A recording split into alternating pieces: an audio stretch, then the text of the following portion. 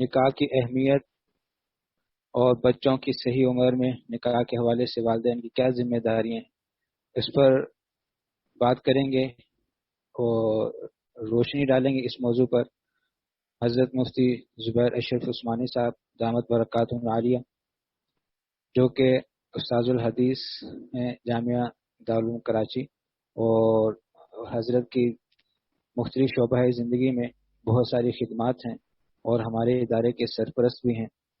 تو اللہ تعالی حضرت کو جزائے خیر سے نوازے کہ انہوں نے انتہائی اپنی مصروفیت میں سے وقت نکالا اور اس اہم موضوع پر جو ہے وہ جو ہمارے سامنے گفتگو فرمائیں گے۔ تو میں حضرت کو دعوت دوں گا، حضرت مفتی زبیر اشرف عثمانی صاحب۔ بسم اللہ الرحمن الرحیم،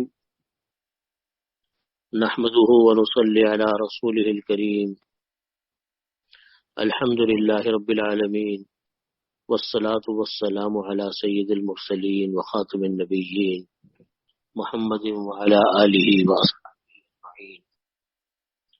وقال الله تعالى في القرآن المجيد وفرقان الحميد: يا أيها الذين آمنوا اتقوا الله حق تقاته ولا تموتن إلا وأنتم مسلمون۔ صدق الله مولانا العظيم وصدق رسوله النبي الكريم، ونحن على ذلك من الشاهدين والشاكرين، والحمد لله رب العالمين۔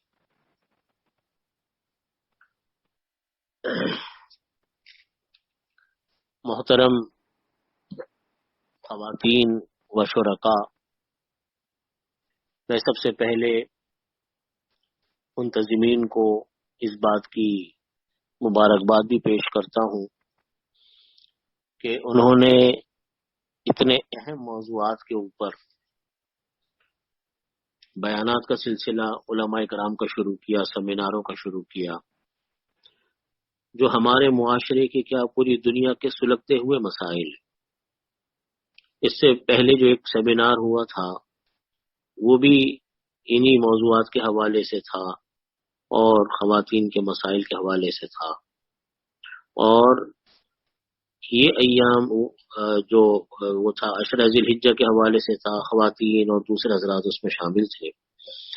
اور یہ جو اس وقت جو اس موضوع کے اوپر ہم بیٹھے ہیں، اس موضوع کے اوپر بھی یہ نکاح کا مسئلہ ہے، طلاق کا مسئلہ ہے، گھریلو مسائل ہیں، شادی بیاہ کے مسائل ہیں، یہ بہت پیچیدگی کا حامل ہے، سب بڑی توجہ کا حامل ہے۔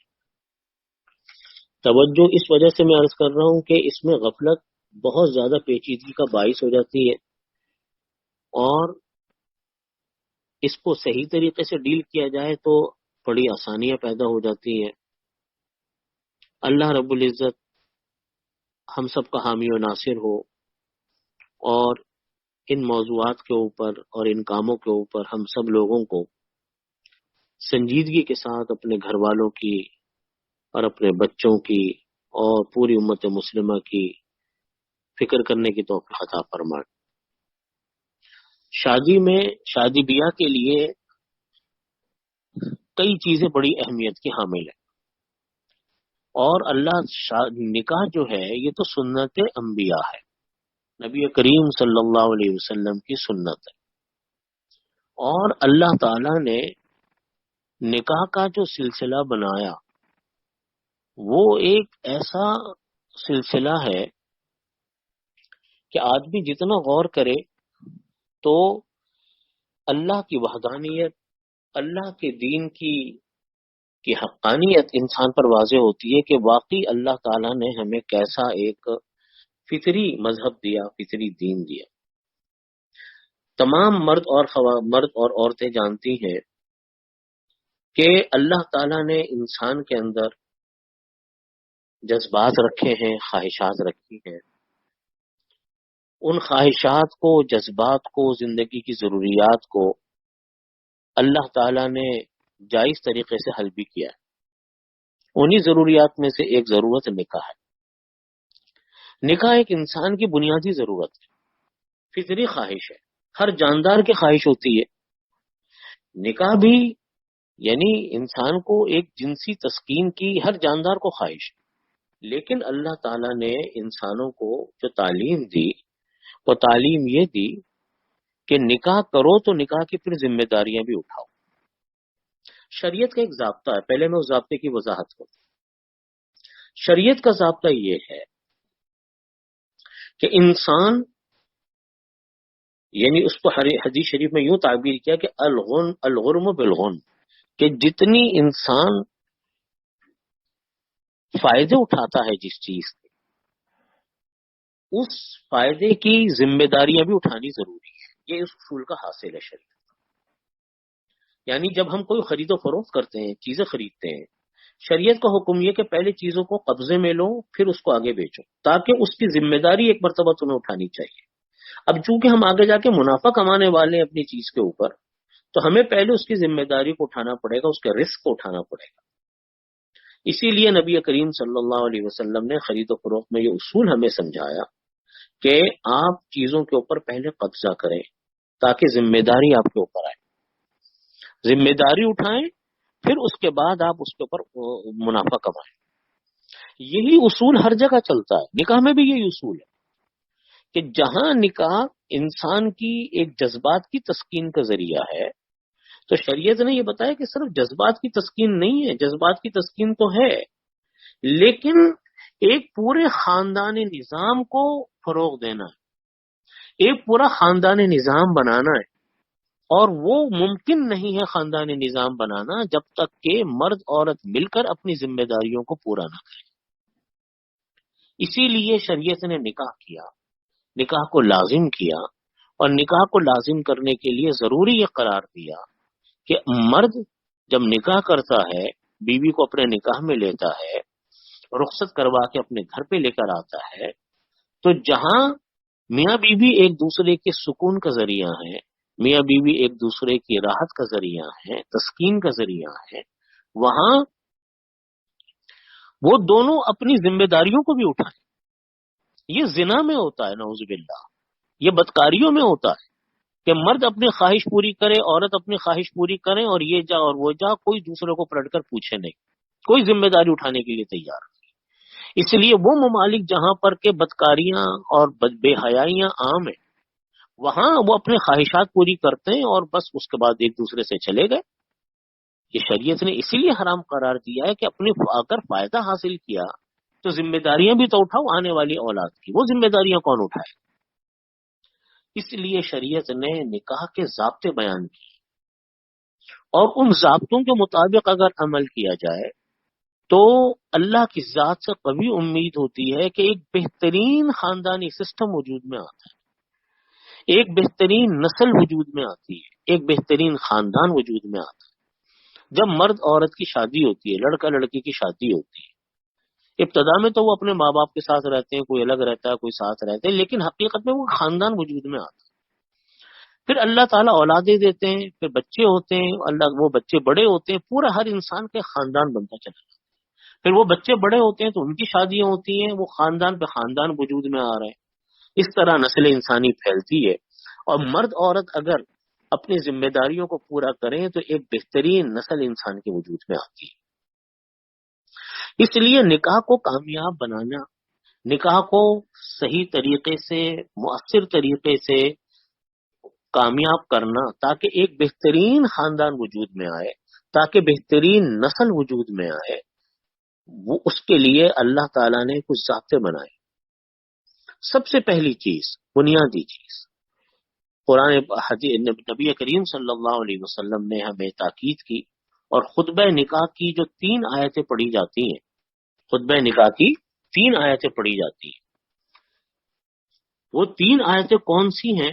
وہ ہمیں خود ایک سبق دیتی ہیں. وہ 3 آیتیں کہ نکاح کا بنیادی مقصد در حقیقت وہ اللہ کے حکموں کو پورا کرنا ہے. پہلی آیت جو ہم پڑھتے ہیں وہ پڑھتے ہیں یا ایھا الناس اتقوا ربکم الذی خلقکم من نفس واحدہ وخلق منها زوجها وبث منهما رجالا كثيرا ونساء واتقوا الله الذي تساءلون به والارحام ان اللہ کان علیکم رقیبا. یا ایھا الناس، اے لوگو، اتقوا ربکم، تم لوگ ڈرو اللہ سے، جس نے کہ تم کو پیدا کیا ایک جان سے، اور وخلق منها زوجها، اور ایک جان سے پیدا کرنے کا مطلب یہ کہ یعنی حضرت آدم علیہ السلام سے اللہ تعالیٰ نے انسان کو پیدا کیا، اور اسی جان سے اللہ تعالیٰ نے ان کی بیوی کو حضرت حوا کو پیدا کیا، اور پھر ان دونوں کے ذریعے سے اللہ تعالیٰ نے دنیا میں بے تحاشا مرد اور عورت پھیلائے، ان کے ہاں اللہ نے اولادیں پیدا کی۔ وَخَلَقَ مِنْهَا زَوْجَهَا، اور ہم نے تمہاری بیوی کو اس نفس سے پیدا کیا، یعنی آدم علیہ السلام سے پیدا کیا۔ وَبَثَّ مِنْهُمَا رِجَالًا كَثِيرًا وَنِسَاءً، اور پھر پوری دنیا میں بہت سارے مرد اور عورتوں کو اللہ نے پھیلا دیا حضرت آدم اور حضرت حوا کے نکاح کے نتیجے میں جو اولادیں پیدا ہوئی۔ وَاتَّقُوا اللَّهَ، پھر اللہ تعالیٰ فرماتے ڈرو، الَّذِينَ تَسَاءَلُونَ بِهِ وَالْأَرْحَامَ، یعنی مطلب کہنے کا یہ ہے کہ اللہ تعالیٰ سے ڈرو جن کا واسطہ دے کر تم ایک دوسرے سے اپنے حقوق کا مطالبہ کرتے ہو۔ واتقوا اللہ، اور تم ڈرو اللہ سے، الذین تساءلون بہ والارحام، کہ جس کا واسطہ دے کر تم ایک دوسرے سے اپنے حق کا مطالبہ کرتے ہو، یعنی جب ہم میاں بیوی سے اپنا حق مانگے، بیوی اپنے شوہر سے اپنا حق مانگے، تو اللہ تعالیٰ کا واسطہ دے کر یہ بات کرتے ہیں۔ واتقوا اللہ الذی تساءلون بہ والارحام، اور رشتہ داروں کے حقوق سے بھی ڈرو، اور اس کا خیال رکھو کہ رشتہ داروں کے حقوق پامال نہ ہونے پائیں، اور اللہ تعالیٰ تمام اعمال و افعال پر نگران ہے۔ دوسری آیت پڑھی جاتی ہے، یا ایھا الذین آمنوا اتقوا اللہ حق تقاتہ، یہ میں نے خطبے میں بھی پڑھی، یہ بھی آیت تلاوت میں پڑھی، یا ایھا الذین آمنوا اتقوا اللہ حق تقاتہ ولا تموتن الا وانتم مسلمون، اے ایمان والو اللہ سے ڈرو حق تقاتہ، جیسا تمہارے ڈرنے کا حق ہے، ولا تموتن الا وانتم مسلمون، اور تم لوگوں کو ہرگز موت نہ آئے مگر اس حال میں کہ تم لوگ مسلمان ہو۔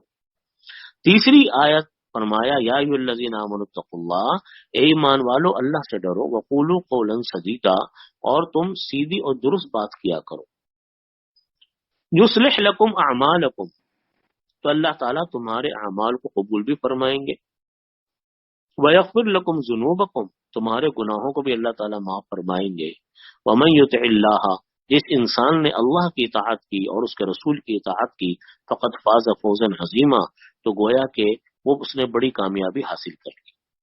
ان تین چیزوں میں جو مشترک تھی، تینوں آیتیں خطبہ نکاح کی آیتیں ہیں۔ اس کے بعد ایک حدیث بھی پڑھی جاتی ہے، نکاح من سنتی، اور دوسری حدیث ہے، وہ حدیث الگ ہے، یہ حدیث علیحدہ ہے کہ النکاح من سنتی۔ ایک اور حدیث ہے، فمن رغب عن سنتی فلیس منی، جو انسان میری سنت، اس النکاح من سنتی کے معنی ہوتے ہیں نکاح میری سنت ہے، تمام انبیاء کی سنت ہے۔ ومن رغب عن سنتی فلیس منی، جو انسان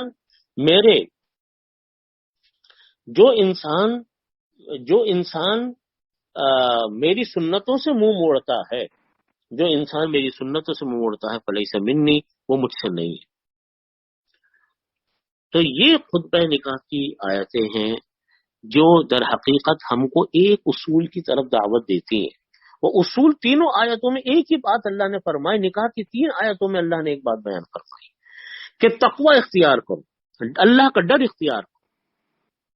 یعنی اس کا مطلب یہ ہوا کہ تینوں آیتوں میں اللہ تعالیٰ نکاح میں یہ نہیں کہہ رہے کہ فتوے پہ عمل کرو، عدالتی فیصلوں پر عمل کرو، قانونوں پر عمل کرو، اور جناب یعنی ان پر عمل کرو، اس پر عمل کرو، نہیں، اللہ نے ایک ہی بات فرمائی کہ اللہ سے ڈرو۔ تینوں آیتوں میں اتقوا اللہ، تینوں آیتوں تقوی سے شروع ہو رہی ہے۔ اس کا مطلب یہ ہوا کہ نکاح کی تینوں آیتوں کے اندر جو قدر مشترک ہے وہ تقوی ہے، اللہ کا ڈر۔ یعنی اس کا مطلب یہ ہے کہ اللہ کے ڈر کے بغیر انسان نکاح کو کامیاب نہیں کر سکتا جب تک اللہ کا ڈر نہ۔ بیوی شوہر کے حقوق ادا کرنے میں اللہ سے ڈرے، اور شوہر اپنی بیوی کے حقوق ادا کرنے میں اللہ سے ڈرے۔ یہ بنیادی اور نقطہ ہے کہ گھر چلتے محبت اور پیار سے ہے، گھر چلتے ہیں وہ آپس کے تعلقات سے ہے، ایک دوسرے کا خیال کرنے سے ہے۔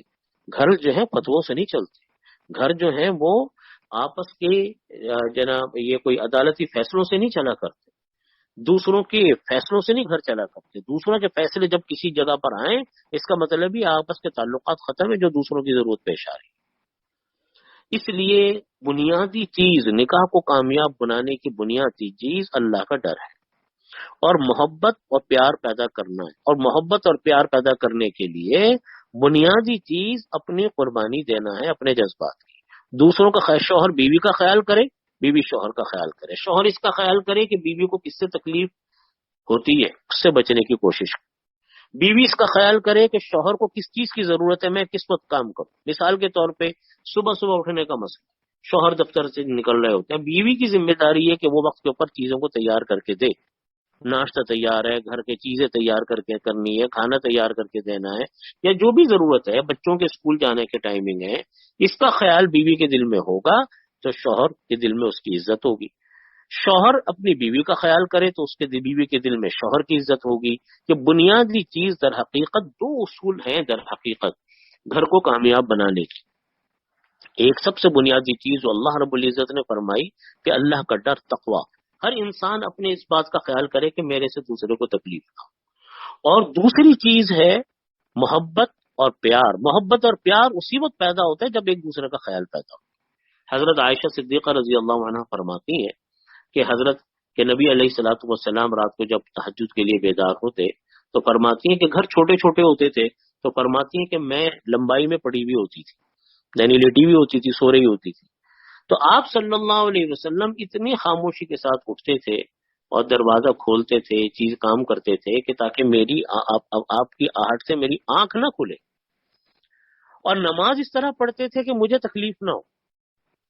تو دیکھیے جب شوہر اپنی بیوی کا یہ خیال رکھے، بیوی اپنے شوہر کا یہ خیال کرے، تو اس کا مطلب یہ ہوا کہ وہ گھر کا نظام پھر انسان کا درستگی کے ساتھ چلتا ہے۔ نکاح کامیاب کرنے کے لیے شریعت نے کچھ ضابطے بنائے، بچوں کی تربیت کرنے کے لیے شریعت نے ضابطے بنائے۔ کچھ چیزیں میں یہاں پر عرض کرتا ہوں۔ بنیادی چیز میں نے جیسا عرض کیا کہ دو بنیادیں، ایک اللہ کا ڈر اور دوسرا محبت اور پیار۔ جسی گھر میں یہ پیدا ہو جائے تو سارے مسئلے گھر کے حل ہو جاتے، پھر قانون ضابطوں کی ضرورت نہیں پیش آتی۔ لیکن نکاح کرنے کے لیے کچھ ضابطے، کچھ چیزیں وہ ذہن میں رکھیں تاکہ نکاح کامیاب۔ سب سے پہلی چیز کہ نکاح کو وقت پر کیا جائے۔ وقت کا مطلب یہ ہے، حدیث شریف میں نبی کریم صلی اللہ علیہ وسلم نے فرمایا کہ نکاح تم اپنے بچوں کا بالغ ہو جانے کے بعد نکاح میں تاخیر مت کرو، نکاح جلدی کرو، کیونکہ ہر انسان جانتا ہے، ہر انسان اس عمر سے گزرتا ہے کہ جب انسان آدمی جوان ہوتا ہے، چاہے لڑکا ہو چاہے لڑکی، تو وہ ایک جوانی کا جوش ہوتا ہے، ایک جوانی کی طاقت ہوتی ہے، اس میں آدمی جب بہکتا ہے، جب جاتا ہے، تو اگر اس کے پاس جائز ذریعہ نہ ہو، اگر اس کے پاس کوئی صحیح طریقہ نہ ہو، تو پھر وہ غلط راستوں پہ جاتا ہے۔ اس لیے شریعت کا حکم یہ ہے کہ نکاح کو جلدی کرے، نکاح میں تاخیر نہ کرے۔ لڑکیوں کا حکم ہے کہ بالغ ہونے کے بعد کرے، جب بالغ ہو جائے ان کا نکاح کرتے، تاخیر نہ کرے۔ لڑکوں کا بھی یہی حکم ہے کہ ان کو تاخیر نہ کرے، جتنی جلدی ہو ان کا نکاح کرے۔ ساری دنیا جانتی ہے کہ جن لڑکے لڑکیوں کے نکاح جلدی ہوتے ہیں، جوانی میں پھر ان کی اولادیں بھی ماشاءاللہ جوان ہو جاتی ہے، بہت کم عمری میں جوان ہو جاتی ہے، اور بہت بڑے بڑے کبیرہ گناہوں سے وہ لوگ بچے رہتے ہیں۔ آج ہمارے معاشرے میں بے شمار خرابیاں، بے شمار بے حیائی، بے تحاشا اس معاملے کے اندر یعنی جو صورتحال اس وقت ہمارے ملک میں ہے، دوسرے ملک میں ہے، اس کی بنیادی دو وجوہات ہیں۔ نمبر ایک، وقت کے اوپر نکاح نہ کرنا۔ لڑکیوں کی اچھی بڑی بڑی عمر ہو جاتی ہے، لڑکوں کی اچھی بڑی بڑی عمر ہو جاتی ہے، 25 سال کو بھی کراس کر جاتے ہیں لڑکے۔ ماں باپ کہیں گے نہیں کہ ابھی تو مزید 3 سال ان کو سیٹ ہونے تھے۔ بھائی 28 سال میں آپ شادیاں کریں گے کسی لڑکے کی، تو کیا وہ نہیں جائے گا نامحرموں کی طرف؟ یا لڑکی کی تاخیر سے شادی کریں گے تو کیا وہ نامحرموں کی طرف نہیں جائے گا؟ اس کا گناہ بھی تو پھر والدین کے سر آتا ہے کہ جب انہوں نے وقت کے اوپر نکاح نہیں کیا اور لڑکا لڑکی غلط راستے کے اوپر چل پڑے، تو اس کا گناہ بھی تو ماں باپ کو مل رہا ہے کہ انہوں نے صحیح راستہ نہیں اختیار کیا۔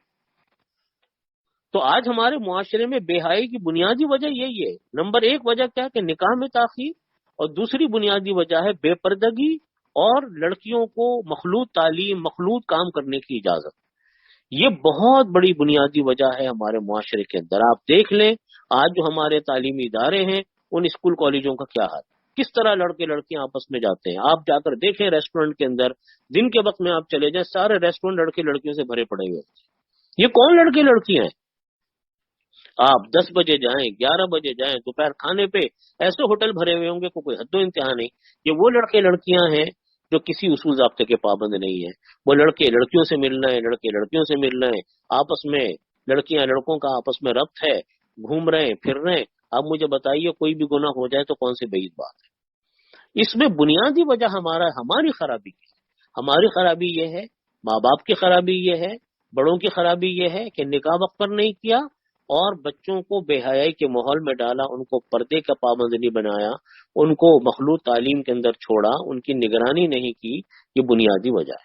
اس لیے پہلی اور بنیادی چیز یہ ہے کہ بچوں کا نکاح وقت کے اوپر کیا جائے، اس میں تاخیر نہ کریں۔ اب بعض سارے لوگ کہتے ہیں کہ جی لڑکا بھی سیٹ نہیں ہوا، تو بھائی سیٹ تو کرنا پڑتا ہے، سیٹ تو انسان وقت کے ساتھ ساتھ ہو رہا ہوتا ہے۔ سیٹ تو کرنے کے لیے اگر آپ انتظار کریں گے اس کے بہت زیادہ اسٹیبلش ہونے کا، تو پھر عمر نکل جائے گی، 30 سال ہو جائیں گے، تو ان کی بے حیائی کا ذمہ دار کون ہوگا؟ اس لیے لڑکے لڑکیوں کا ذہن بنائیں اور ان کے نکاح کو وقت کے اوپر کریں، یہ پہلی اور بنیادی چیز ہے۔ اور اس کے اوپر بہت ماں باپ کو سخت ہونا پڑے گا، ماں باپ کو بہت توجہ کرنی پڑے گی کہ اپنے بچوں کو آزادی مت دیں، اپنے بچوں کو مخلوط ماحول میں نہ چھوڑیں، اپنے بچوں کے نکاح وقت کے اوپر کریں۔ اس سے انسان بے حیائی اور گندے ماحول سے بچتا ہے۔ ورنہ بڑے بڑے دیندار گھرانوں میں، بڑے بڑے لوگوں کے گھروں میں بعض ایسے مسائل پیدا ہو جاتے ہیں کہ اس کا حل سمجھ میں نہیں آتا کہ بھل کیا کریں، اور حقیقت میں وہ غلطی ماں باپ کی ہوتی ہے کہ چھوٹ دینا، آزادی دینا اور وقت کے اوپر نکاح نہ کرنا، نکاح میں بلا وجہ کی تاخیر کرنا کہ ابھی تو لڑکی پڑھ رہی ہے، ابھی تو بچہ پڑھ رہا ہے، وہ سیٹ ہوں گے۔ لڑکیوں کی عمر 22 سال ہو رہی ہے، 24 سال ہو رہی ہے، اور لڑکوں کی 27 سال ہو رہی ہے، تو بتائیے بے راہبی کا شکار نہیں ہوں گے تو کس کا شکار؟ یہ بنیادی چیز ہے نکاح کو کامیاب بنانے کی کہ ہم ان کو آزادی نہ دیں، اور یہ بھی نہیں کہ اتنا گھونٹ کے رکھیں کہ ان کا حق ختم ہو جائے، نہیں، ان کو تفریح کروائیں، ان کی ساری خواہشات، سارے شوق پورے کریں، لیکن جائز حدود کے اندر جو شریعت نے ضابطے بنائے۔ دوسری چیز نکاح کے کامیاب ہونے کی دوسری بنیاد وہ یہ ہے کہ نکاح اپنے کفو میں کیا جائے۔ یہ مسئلہ لوگوں کو کم پتا ہوتا ہے، یہ مسئلہ کم پتا ہوتا ہے لوگوں کو کہ نکاح کی ایک ٹرم شریعت نے استعمال کی، ایک اصطلاح شریعت نے استعمال کی جس کو کفو کہتے ہیں، کاف پہ واو۔ اس کے معنی ہوتے ہیں نکاح کو اپنے ہم پلہ لوگوں میں کرنا۔ کفو کا معنی ہوتے ہیں کہ اپنا خاندانی اسٹیٹس جس لیول کا ہو اس لیول کے اندر اپنے لڑکیوں کا نکاح، اپنے بچوں یا بیٹیوں کو، بیٹا یا بیٹی کا نکاح کیا جائے۔ مثال کے طور پہ میں ایک مثال دیتا ہوں۔ میرا تعلق عثمانی خاندان سے، میں محمد زبیر عثمانی میرا خاندان ہے، حضرت عثمان رضی اللہ عنہ سے میرا سلسلہ نسب چلتا ہے۔ اب یہ جو جتنے بھی شیوخ کی اولاد ہوتی ہے، جیسے سید خاندان ہے، صدیقی خاندان ہے، فاروقی خاندان ہے، عثمانی خاندان ہے، علوی خاندان ہے، یا اور دوسرے خاندان ہیں جن کو ہم کہتے ہیں شیوخ کی اولادیں، انصاری خاندان ہے، یہ عربوں کی اولادیں کہتے ہیں، یہ ہے ہم پلہ خاندان کہلایا جاتا ہے۔ ان کا ایک اسٹیٹس کا معنی ہوتا ہے خاندانی مرتبے کا ایک اسٹیٹس۔ اپنے خاندان کے اندر اس بات کا خیال ضرور رکھا جائے کہ یہ پوچھا جائے کہ جی آپ کا خاندان کون سا ہے، ہمارا خاندان کون سا ہے، پھر ان کو دیکھا جائے کہ جی ہمارے خاندان ان کے خاندان کی میچنگ بھی ہے کہ نہیں۔ اگر ان کے خاندان میں ہمارے خاندان کی میچنگ ہے، اسٹیٹس برابر ہے، تو وہاں پر آپ شادی کریں۔ دوسرے نمبر پر دیکھا جاتا ہے کہ خاندانی شرافت، مزاج و مذاق ہم سے میل بھی کھاتا ہے کہ نہیں کھاتا۔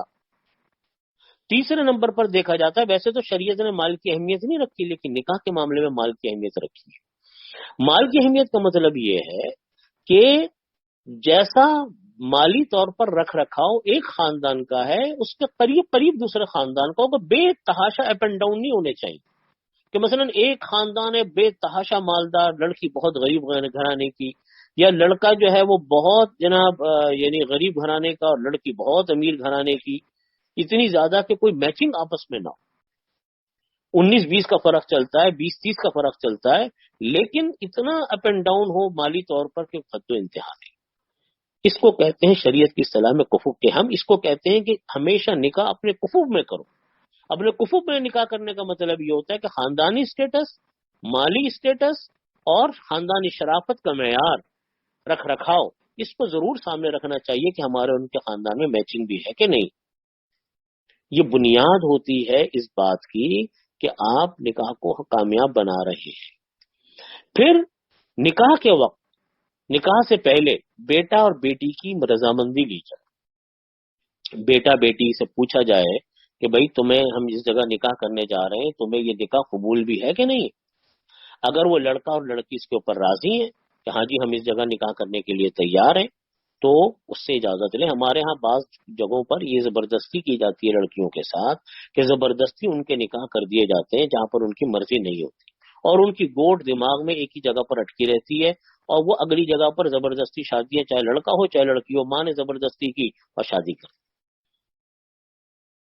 اب ان کی دماغ پہ گوٹ ایک ہی جگہ پر اٹکی ہوئی اسی لڑکا لڑکی کے ساتھ ہے، کیونکہ زندگی انہوں نے گزارنی ہے۔ اگر ایسی بات ہے تو وہ نکاح پھر کامیاب نہیں ہوتے، اسی لیے لڑکا لڑکی کی رضامندی ضرور لی جائے۔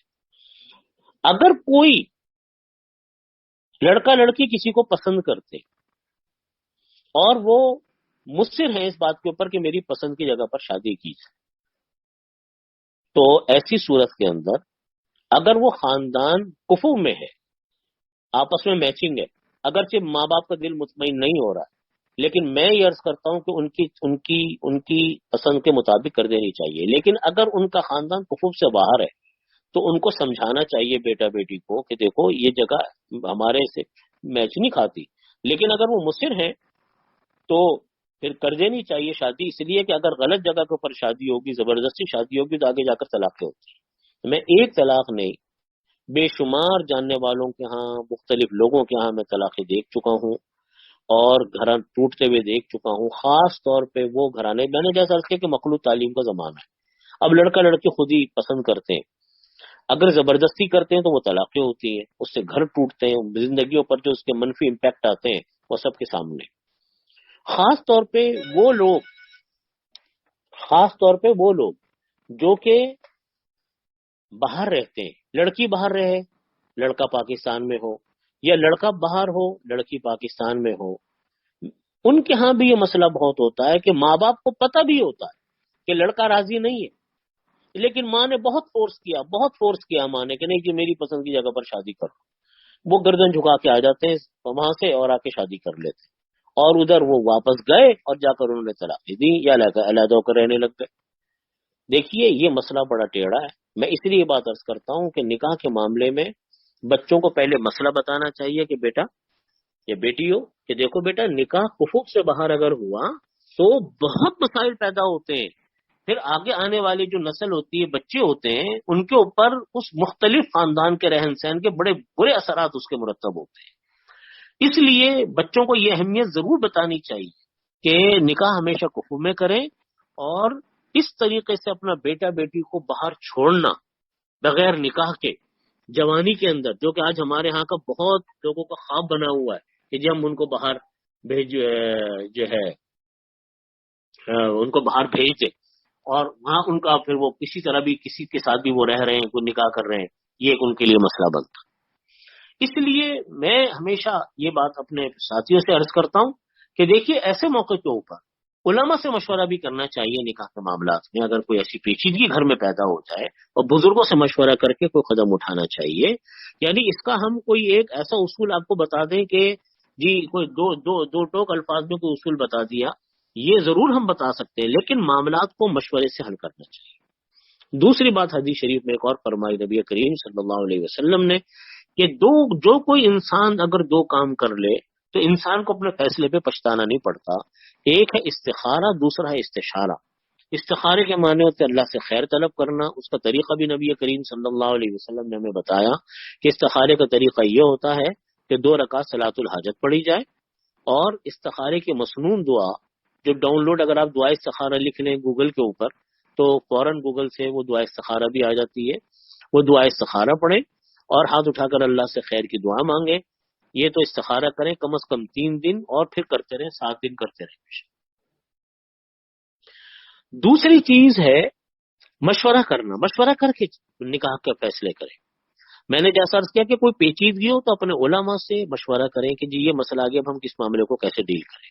اگر ان کی رائے بنتی ہے تو ٹھیک ہے پھر کر لیں، اور اگر رائے نہیں ہوتی اور کوئی بہت بڑی خرابی نظر آ رہی ہے تو پھر بچوں کو سمجھا جائے۔ مثال کے طور پہ بعض لڑکے لڑکیاں اس بات پر مصر ہو جاتے ہیں ہمیں شیعہ خاندان میں شادیاں کرنی ہے یا قادیانی خاندانوں میں شادیاں کرنی ہے، یہ لڑکی عیسائی ہے، تو خدا را اپنے بچوں کی ذہن سازیاں کریں اس معاملے میں کہ جو مذہب دوسرا ہو یا جن کے بارے میں علماء کرام کے فتاوا موجود ہو وہاں شادی سے گریز کریں. پسند کوئی چیز نہیں ہوتی، پسند کے نمبر بہت بعد میں آتا ہے. اگر کل خدا نہ خواستہ غلط مذہب کے لوگوں میں شادی ہو گئی تو ایسی صورت کے اندر وہ پھر نسلوں کے پر اس کے اثرات مرتب ہوتے ہیں. تو اس لیے میں یہ بات عرض کرتا ہوں کہ اپنے بچوں کی ہمیں تربیت کرنی چاہیے. اور پسند کا معاملہ یہ کہ ایک یہ سوال بہت بڑا سوال پیدا ہوتا ہے کہ ولی کے بغیر نکاح کا کیا حکم ہے. دیکھیے شریعت میں ولی کے بغیر نکاح کے معاملے میں خود فقہاء کرام کا آپس میں اختلاف ہے.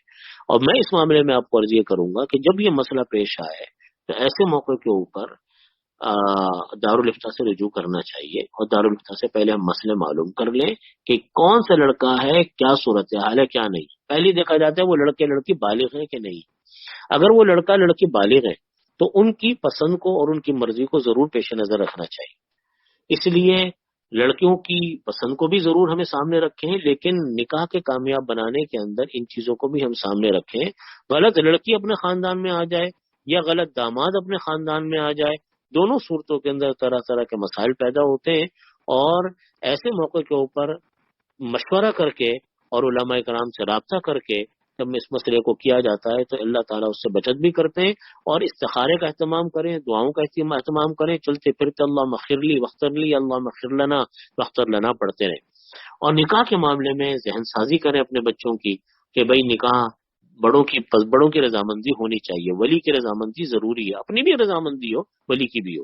جہاں زبردستی ہو وہاں عموماً نکاح کامیاب نہیں ہوتے. جب کوئی مشکل پڑ جائے علماء سے رابطہ کریں، پھر کوئی فیصلے کے لیے قدم اٹھائیں، جلد بازی نہ کریں.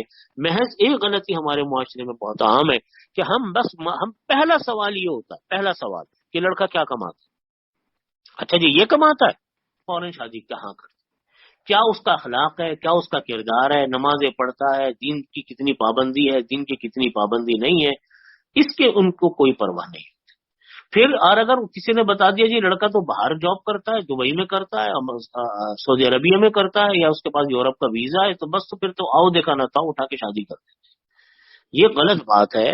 یہ کوئی بنیاد شادی کی نہیں ہوتی. بنیاد شادی کی ٹھیک ہے، مال و دولت کو ضرور دیکھا جاتا ہے کہ کتنا کماتا ہے، کیا کرتا ہے، لیکن ساتھ میں خاندانی حسب و نسب کو چیک کرنا چاہیے، اس کی دینداری کو دیکھنا چاہیے، اس کے مزاج کو دیکھنا چاہیے، ان کی چیزوں کو دیکھنا چاہیے، کن لڑکوں میں اٹھتا بیٹھتا ہے، کن صحبتوں میں اٹھتا بیٹھتا ہے، کسی غلط صحبت میں تو نہیں لگا ہوا، اس کو دیکھنا چاہیے.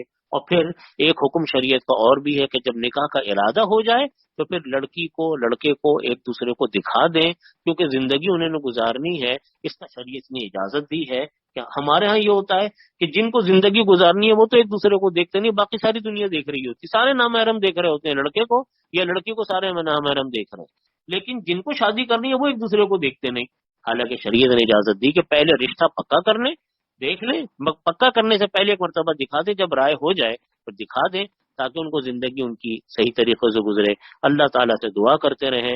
یاد رکھیے سنت کے مطابق جب نکاح ہوتے ہیں، ایجاب و قبول ہوتے ہیں، شریعت کے دائرے میں رہ کر نکاح ہوتے ہیں، اللہ تعالیٰ کی ذات سے قوی امید ہوتی ہے کہ اللہ تعالیٰ ان نکاحوں کو کامیاب فرما دے. اسی پر میں اپنی بات ختم کرتا ہوں. وآخر دعوانا الحمدللہ رب العالمین. السلام علیکم ورحمۃ اللہ وبرکاتہ. وعلیکم السلام ورحمۃ اللہ وبرکاتہ. جزاک آپ انتہائی اہم گفتگو فرما رہے تھے نکاح کی اہمیت کے حوالے سے، اور بچوں کی شادی کے موقع پر ہمیں کیا کیا چیزیں دیکھنی چاہیے. انتہائی اہم گفتگو فرما رہے تھے. تو حضرت ایک سوال آیا ہوا ہے کہ اگر پسند کی شادی کرنا چاہیں تو کر سکتے ہیں پیرنٹس کی مرضی سے، یا پیرنٹس یا والدین کی مرضی سے شادی کرنی چاہیے؟ دیکھیے میں نے اس کا جواب عرض کر دیا کہ اگر والدین کی مرضی بھی ہو جائے اور اپنی پسند بھی ہو جائے تو بہت اچھی بات ہے، ضرور شادی کرنی چاہیے. وہ بڑی برکتوں والی شادی ہوتی ہے جس میں والدین کی مرضی بھی شامل ہوتی ہے. کیونکہ دیکھیے عموماً ہوتا یہ کہ والدین جن چیزوں کو دیکھتے ہیں عموماً لڑکا لڑکی اتنے دور تک جا کر ان معاملات کو دیکھتے نہیں ہیں. اس لیے والدین کی پسند کو ضرور فوقیت دینی چاہیے، ضرور اپنی ترجیح دینی چاہیے. والدین کا فیصلہ دیکھیے، والدین ہر فیصلہ اپنے بچوں کی خوشی کے لیے کرتے ہیں، اس لیے والدین کی مرضی کو ضرور شامل رکھنا چاہیے اور اپنی مرضی بھی ضرور انسان کی شامل حال ہو. لیکن یہ ہے کہ بالکل 100% اپنی مرضی چلائی جائے اور والدین کی مرضی کو بالکل اگنور کیا جائے تو اس میں خرابیوں کے امکانات زیادہ ہوتے ہیں. لیکن یہ ہے کہ اگر نکاح کر لیں گے نکاح تو ہو جائے گا، میں یہ نہیں کہتا نکاح نہیں ہو سکتا، نکاح تو ہو جائے گا، لیکن اس میں مسئلہ مسائل پیش آتے ہیں. اور والدین کو بھی بہت زیادہ اپنے بچوں کے ساتھ زبردستی نہیں کرنی چاہیے. یہ معاملہ مل بیٹھ کر آپس میں اس کو میچ کر کے چلیں، اب مل بیٹھ کر اس معاملے کو حل کر کے چلیں. یعنی ضد بازی کا ماحول نہ آنے دیں. میں آپ کو یہ عرض کرتا ہوں، ضد بازی کا ماحول نہ آنے. اگر ضد بازی کا ماحول آئے تو دیکھیے پھر لڑکے کی لڑکوں کی پسند کو ترجیح دیتے ہیں اگر اس میں کوئی بڑی خرابی نہ ہو. بڑی خرابی کا مطلب یہ ہے کہ اگر وہ ایسے خاندانوں میں شادیاں کر رہے ہیں جو مذہبی طور پہ ہمارے سے میچ نہیں کھاتے، مطلب قادیانی خاندان ہے، شیعوں کا خاندان ہے، دوسرا خاندان ہے، وہ کبھی بھی میچ نہیں ہوں گے آپ سے، تو اس میں آپ ضرور کر لیں. لیکن اگر کوئی اور اس طرح کی نہیں ہے، پھر اگر ماں باپ کی پسند نہ بھی ہو تب بھی بچوں کی پسند کو ہمیں ترجیح دینی چاہیے، کیونکہ زندگی انہوں نے گزارنی ہوتی ہے. سمجھایا ضرور جائے. اگر نہ سمجھ میں آئے بچوں کو تو مجبوری، اب کیا کریں، اب نفع نقصان ان کے ہاتھوں میں. ماں باپ تو رشتہ کر کے فارغ ہو جائیں گے، باقی مسائل انہوں نے جھیل لے ہوتے ہیں. جی حضرت، بیٹا یا بیٹی کی عمر کم از کم کتنی ہو کہ ان کی شادی کی جا سکے؟ دیکھیے یہ تو کوئی حل نہیں. ہمارے ہاں جو ماحول ہے، رواج ہے، وہ یہ کہ جی لڑکیاں کم از کم 18 سال کی ہو جائیں اور لڑکے کم از کم 25 سال کے ہو جائیں. لیکن اگر اس سے پہلے ہو جائے میں سمجھتا ہوں بہت اچھی بات ہے، اس سے پہلے بھی ہو جائے بہت اچھی بات ہے. اور جہاں جہاں جہاں شادیاں ہوئی، اگر ماں باپ اسٹیبلش ہے، ماں باپ لڑکے لڑکیوں کا خرچہ اٹھا سکتے ہیں شادی کے بعد، تو ان کو جلدی کر دینی چاہیے، اس سے بھی پہلے کر دینی چاہیے، کیونکہ جو دوسری خرابیاں پیدا ہوتی ہیں تاکہ ان سے بچت. لیکن یہ جو ہمارے ہاں کا ماحول چل گیا کہ جی لڑکیاں پڑھ رہی ہیں، لڑکیاں اتنا پڑھ رہی ہیں، اتنا پڑھ رہی ہیں جتنے پڑھنے کی ان کو ضرورت نہیں، اتنی تعلیمیں حاصل کر رہی ہیں کہ انہوں نے جب گھر چلانے دیکھیں. ایک ہمیں سمجھنے کی بات ہے کہ اللہ تعالیٰ نے ہمارے اوپر مردوں پر کیا ذمہ داری رکھی، لڑکیوں پہ کیا ذمہ داری رکھی. خاندانی نظام تباہ ہو جاتے ہیں اس بات سے کہ لڑکیاں لڑکوں والے کام شروع کر دیں، لڑکوں لڑکیوں والے کام شروع کر دیں. لڑکیاں اتنا پڑھ رہی ہیں، اتنا پڑھ رہی ہیں جس کی ان کو ضرورت نہیں. تعلیم ضروری ہے لڑکیوں کے لیے، میں یہ نہیں کہتا تعلیم ضروری نہیں، تعلیم بہت ضروری ہے. لڑکیاں تعلیم یافتہ ہوں گی تو اولادیں تعلیم یافتہ ہوں گی، تہذیب یافتہ ہوں گی، لیکن ایک حد بھی تو ہونا. چنانچہ آپ یہ دیکھیں ہمارے معاشرے میں وہ لڑکیاں جو بے تحاشا تعلیم حاصل کر کے بہت ہائی فائی ڈگریاں لیتی ہیں، ان کی شادیوں کی عمریں نکل چکی ہوتی ہیں. لڑکیوں کی اللہ نے ذمہ داری رکھی، اپنے گھر کو سنبھالو، نسلوں کو سنبھالو، اولادوں کو سنبھالو. اسی لیے کسی آدمی کا قول ہے کہ تم مجھ کو اچھی مائیں دے دو، میں تم کو ایک بہترین نسل دیتا ہوں. تو بنیادی کام عورت کو گھر کو بنانا ہے. زندگی کے دو پہیے ہیں، ایک باہر کی زندگی، ایک گھر کی زندگی. آدھا ٹائم گھر پہ گزرتا ہے، آدھا ٹائم باہر گزرتا ہے. گھر کو آدھا ٹائم کی ذمہ داری اللہ نے عورت کی رکھی ہے، باقی آدھے ٹائم کی ذمہ داری، باہر کے کام کی ذمہ داری اللہ نے مردوں پر رکھی ہے. مرد عورت کی ذمہ داری میں یعنی عورت کی ذمہ داری سے مطمئن ہو اور عورت مرد کی ذمہ داریوں سے مطمئن ہو تو گھر ایک جنت نظیر ہے. لیکن عورتیں اپنی ذمہ داریوں کو چھوڑ کر مردوں والے کام شروع کر دیں، مردیں چھوڑ کر اپنی عورتوں والے کام شروع کر دیں تو گھر کا نظام ہی الٹا پلٹا ہو جاتا ہے. وہ پھر بچے اس کا اثر بچوں پر آتا ہے، بچوں کی تعلیم و تربیت پر آتا ہے. اس لیے میں یہ عرض کرتا ہوں کہ دیکھیے لڑکیوں کو ضرور پڑھائیں، لیکن ایک حد تک. اصل تربیت ہمیں کرنی چاہیے اپنے بچوں کی. دو کام بہت ضروری ہیں، میری بات بیچ میں رہ گئی تھی، یہ والی میں بیان کرنا چاہ رہا تھا کہ ہمارے ہاں ایک عجیب افراط و تفریط ہے. لڑکیوں کو تو ہم بہت کہتے ہیں کہ دیکھو کھانا پکانا سیکھو، گھر کے نظام، گھر کی تربیت سیکھو، بہت اچھی بات ہے، ان کو تربیت کرنی چاہیے. لڑکیوں کو ہمیں تربیت بھی دینی چاہیے کہ جی سسرال میں جا کر ان کو گزارا کیسے کرنا ہے. لیکن ہمارے ہاں لڑکوں کو کوئی تربیت نہیں دی جاتی. لڑکے جو ہیں بالکل مادر پدر آزاد ہوتے ہیں، وہ جس طرح دل چاہے بہیو کریں لڑکیوں کے ساتھ. یہ ہمارے یہاں کا بہت بڑا قصور ہے. ہمیں اپنے بیٹوں کی بھی تربیت کرنی چاہیے کہ بیٹا تمہاری کل بیوی آئے گی، تم نے اس کے ساتھ رہنا کیسے، بیوی کے ساتھ کیسے رہنا ہے، ماں کے ساتھ کیسے رہنا ہے، بیٹی کے بہنوں کے ساتھ کیسے رہنا ہے، خاندان کے ساتھ کیسے رہنا ہے. ماں کی وجہ سے بیوی کی حق تلفی نہ ہو، بیوی کی وجہ سے ماں کی حق تلفی نہ ہو، دونوں کی وجہ سے بہنوں کی حق تلفی نہ ہو. سب اپنی اپنی جگہ کے اوپر رہیں تو ایک گھر صحیح بنتا ہے. ہمارے ہاں لڑکوں کی تربیت کا کوئی نظام نہیں ہے. لڑکیوں کی تو پھر بھی ذمہ دار مائیں تربیت کرتی ہیں، لڑکوں کی کوئی تربیت نہیں کرتا. کہ تمہیں بیوی کے ساتھ لڑکے مار پٹائی کر رہے ہیں، لڑکے گالم گلوچ کر رہے ہیں. لڑکوں نے جناب اپنا بوجھ بھی سارا اپنے بھائی کے اوپر ڈالا ہوا ہے. سوری، لڑکوں نے اپنا سارا بوجھ بھی اپنا تو بوجھ ہے ہی بیوی کے اوپر، اپنے بھائیوں کا بوجھ بھی اس پر ڈالا ہوا ہے، اپنا بہنوں کا بوجھ بھی بیوی کے اوپر ڈالا ہوا ہے. اس طرح نہیں گھر چلتے. اب جب شادی کے بعد اولاد پیدا ہوتی ہے، عورت اپنی بیوی کو دیکھے، عورت اپنے بچوں کو دیکھے جو پیدا ہوئے، یا اپنے سسرال کے بوجھ کو اٹھائے۔ ہمارے ہاں بعض اوقات اتنا لا تعداد بوجھ لادا جاتا ہے بیٹیوں کے اوپر، بہوؤں کے اوپر، کہ وہ اپنے بچوں کو دیکھ نہیں پاتی، ہر وقت سسرال کی خدمتوں میں لگی رہتی ہے۔ نتیجہ یہ کہ اپنے بچے بالکل نگلیکٹ ہو کے رہ جاتے، اگنور ہو کے رہ جاتے، اور وہ تربیت نہیں ہوتی۔ اس معاملے میں ہمیں اپنے نظام کو صحیح کرنے کی ضرورت ہے۔ بعض گھروں میں اپنی بہوؤں سے اتنا غیر متناہی کام لیتے ہیں، اتنا زیادہ کام لیتے ہیں جو شرعاً اس لڑکی کی ذمہ داری نہیں ہے۔ اور ماں باپ بھی، بہرحال یہ تو میں نے جیسا عرض کیا کہ گھر تو آپس کے محبت پیار سے چلتے ہیں، نظام گھر کا ایسا ہو کسی کے ساتھ حق تلفی نہ ہو۔ اور ہم لڑکوں کی بھی تربیت کریں، ان کو بھی سکھائیں، لڑکیوں کو بھی سکھائیں کہ شادی کے بعد گھر کیسے چلنا ہے۔ ان دونوں میاں بیوی کی آگے نسل آنی ہے، آگے اولادیں آنی ہیں، ان کی تعلیم و تربیت بھی پوری ہو، اور گھر کا نظام ایک آپس میں بہت محبت پیار کے ساتھ چلے، کسی کی بھی حق تلفی نہیں ہونی چاہیے۔ جی، جزاک اللہ حضرت، اللہ تعالیٰ آپ کو جزائے خیر سے نوازے۔ انتہائی اہم گفتگو فرما رہے تھے نکاح کی اہمیت پر اور بچوں کی صحیح عمر میں شادی کے حوالے سے والدین کی کیا کیا ذمہ داری ہیں، اس پر گفتگو فرما رہے تھے۔ میں آپ کو ادارے کی طرف سے شکریہ ادا کرتا ہوں کہ آپ نے اپنا قیمتی وقت نکالا اور انتہائی اہم گفتگو فرمائی، اور امید ہے کہ اس سے بہت سارے اشکالات جو خواتین کے ذہن میں ہوں گے یا کوئی سوالات ہوں گے وہ کافی حد تک حل ہو گئے ہوں گے۔ تو اللہ تعالیٰ آپ کو جزائے خیر سے نوازے۔